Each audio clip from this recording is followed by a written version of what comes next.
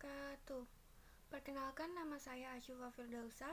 Di sini saya ingin menjelaskan konsep permintaan, penawaran, dan keseimbangan pasar.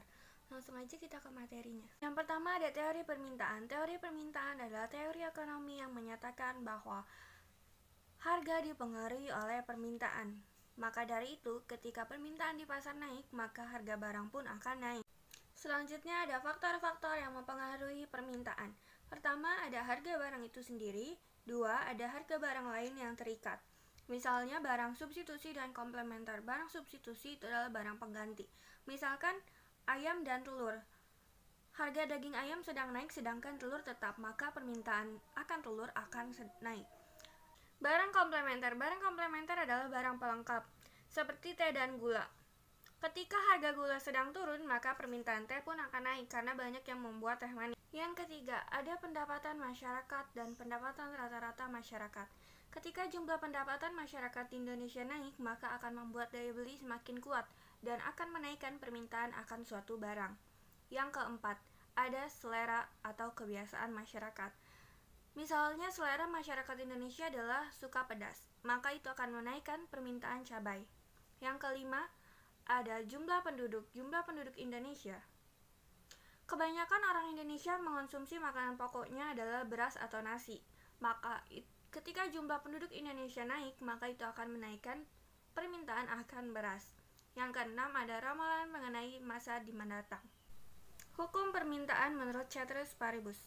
Semakin rendah tingkat harga, maka akan semakin tinggi permintaan akan barang tersebut, dan sebaliknya. Selanjutnya ada kurva permintaan. Di sini ada kurva permintaan menurut per mangkok dan jumlah mangkok yang diterima. P itu adalah harganya dan Q adalah jumlah yang dimintanya. Dan titik A itu adalah menentukan P-nya berapa, Q-nya berapa. Dan kurva permintaan adalah berbentuk seperti ini. Teori penawaran adalah jumlah barang atau jasa yang dapat dijual oleh penjual pada berbagai tingkat harga dan pada waktu tertentu. Faktor-faktor penentu penawaran: harga barang itu sendiri, harga sumber produksi, tingkat produksi, ekspektasi, atau perkiraan. Hukum penawaran menurut Ceteris Paribus. Semakin tinggi harga akan suatu barang, maka semakin banyak jumlah barang yang akan ditawarkan. Kurva penawaran. Kurva penawaran berbentuk seperti ini.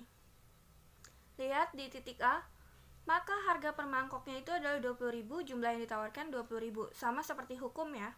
Keseimbangan adalah harga yang terbentuk antara pertemuan pada titik kurva permintaan dan kurva penawaran.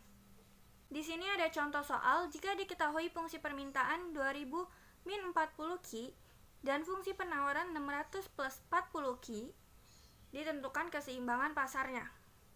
Kita jawabnya menggunakan persamaan PD sama dengan PS. Tinggal dimasukkan PD-nya berapa, PS-nya berapa.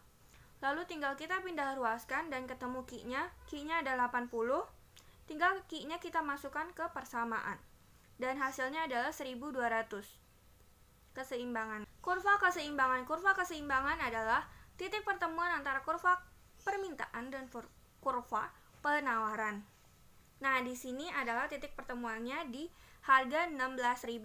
Nah, jumlah yang diminta adalah 160, jumlah yang ditawarkan 160.